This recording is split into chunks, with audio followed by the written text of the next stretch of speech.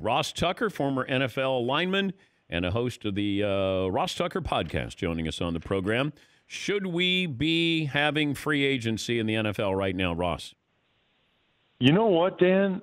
I'm okay with it either way. I know a lot of people have really strong opinions on it. On the one hand, I get it that we're in a national crisis, and you could argue that the NFL should take the lead in setting an example to people that, you know, everybody that can hit the pause button in life right now should hit the pause button. And with everything social distancing and everything that everyone's trying to do, maybe the NFL would set an example in that regard. I guess if you're the NFL, though, you could spin it the other way, which is with everyone having to stay at home for the most part and with social distancing, we are going to be their diversion. All it is agents talking to team executives on the phone from home about how much money their guy's going to be. So while everybody has to stay home, while we're all in this together, the NFL will be our diversion and our topic to talk about. I see both arguments. I think the big issue or the big point I would make in favor of people that say keeping it now is I don't think it's going to get better, Dan, anytime soon. I mean, everything I've read, 2 weeks from now it'll be worse. 4 weeks from now it'll still be worse. So it might be better to do it now as opposed to 2 months from now.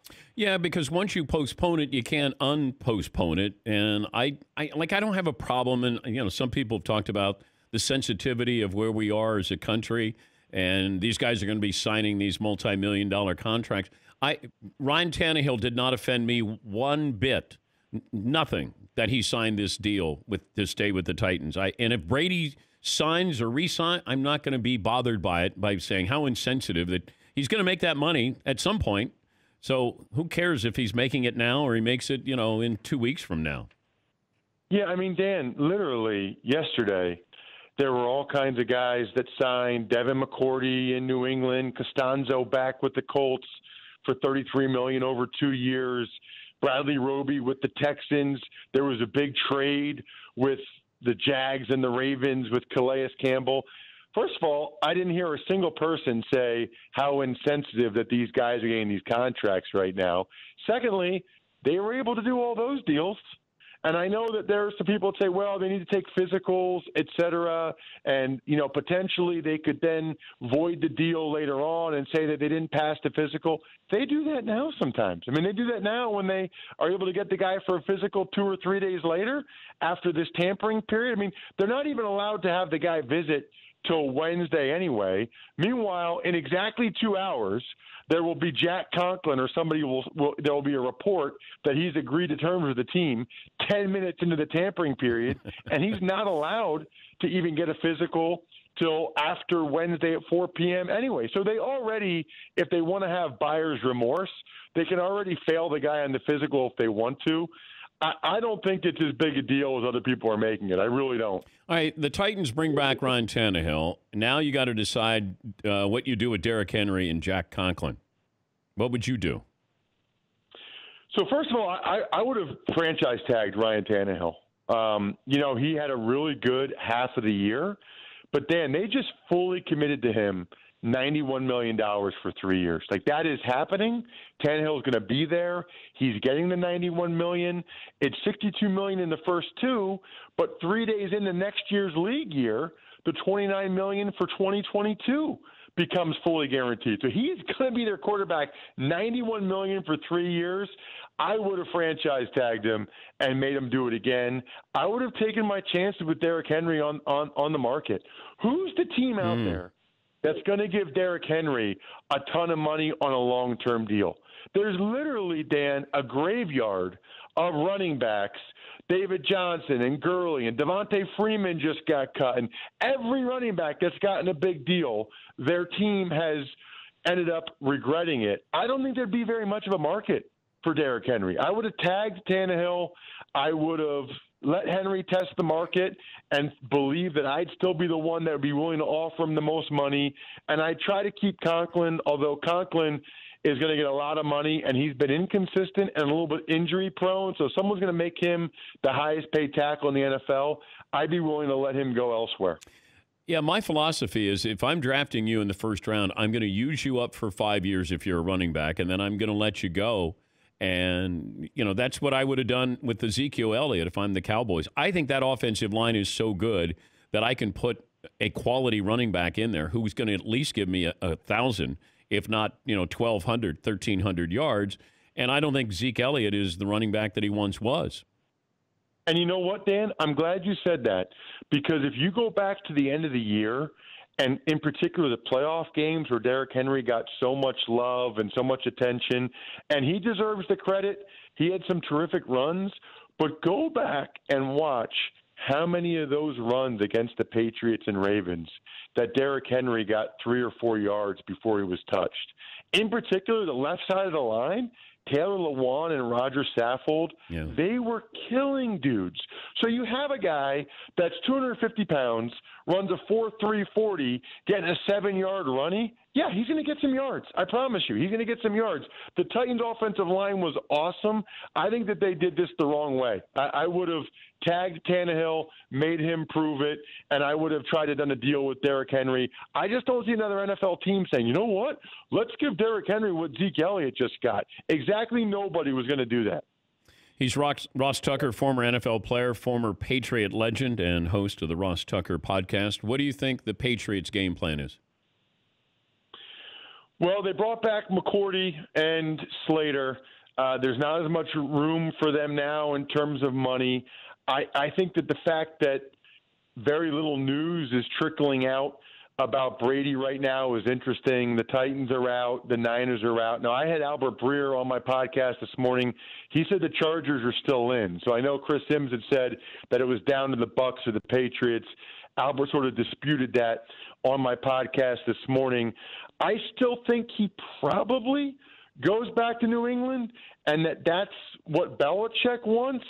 But it does seem weird to me that there isn't more conversation there. I mean, everybody keeps talking about this sit-down meeting that they need to have that they haven't had yet. Well, where's that going to take place now?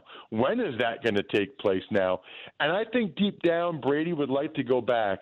But if he once again feels a little bit underappreciated and disrespected, it's going to be hard, Dan.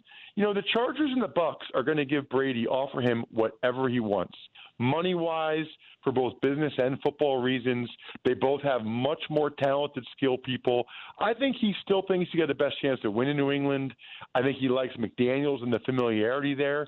But at some point, if you've got two people that are really giving you everything you want and the other one's still kind of lukewarm, he might just say, you know what? I'm sick of it. I'm done with it. I'm going with one of the other two teams that's making it seem like they actually really want me, as opposed to me having to kind of grovel to Belichick yet again.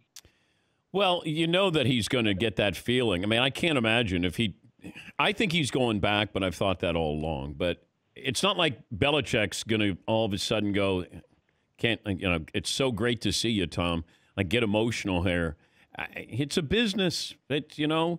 For a player, it's personal. For management, it's business. Now, for Robert Kraft, he's got to run a business, and it's going to be personal with Tom. But I think that he understands, how much do I want to load up and keep Tom here just for memory's sake? It's like the Lakers with Kobe, where they spent that kind of money those last 2 years because they wanted him to retire as a Laker, and it was one reason for people to go out and see the team. They weren't winning. The Patriots expect to win. That's why if he wants to have another chance at another championship, then he might take less money, less respect, but a better opportunity to win.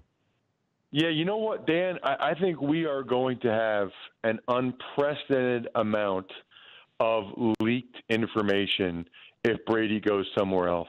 What do you mean? Because the stakes are – well, I just mean the PR battle, if he signs somewhere else, is going to be intense, because the Patriots in Boston are not going to want their fans to think that it was them that moved on. And I don't think Brady, they'll be classy about it. I had a great 20 years, but, it's a different time in my life. But then you'll start to have the leaks where it'll be, well, the Patriots only offered Brady. The Patriots will leak that they offered him a 2-year deal. Then it'll come out that, well, it was only $15 million a year. There's just too much at stake, too many legacies on the line for how this thing ends, that I'm almost intrigued to see him go somewhere else just to see what the PR battle behind the scenes end up being. Do you think that we should hold the draft? Oh, I have an idea for this, okay. Especially if they push back the league year. Dan, you're going to love this. I'm going to tweet this soon. This is what we all need. They should start the draft. If they're going to start free agency now, start the draft like in 2 weeks, and we do a different first-round pick every day. Because they're not going to actually have a draft. Like, they're not going to have a draft for 600,000 fans. It's just going to be like a made-for-TV conference call event. But let's say we start the draft April 1st. And the Bengals have the first pick. April 2nd will be the Redskins Day. So that Dan Patrick Show, the Ross Tucker Podcast, all of us, all day we'll just talk about who are they going to take? Are they going to trade? What are they going to do? And then that night, because there's literally nothing else sports-wise going on, if the NFL was smart, the first round, every pick would be its own day, and it would be amazing. Well, wait a minute. There may be some offensive lineman out of Michigan State who gets his own day. I think that might be a little overkill, Ross.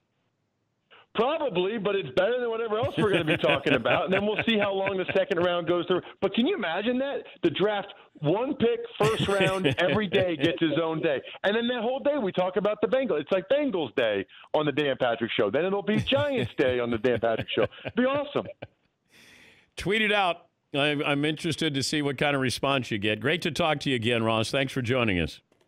All right, see you guys. Stay healthy and safe. That's Ross Tucker, former NFL player, host of the Ross Tucker Podcast.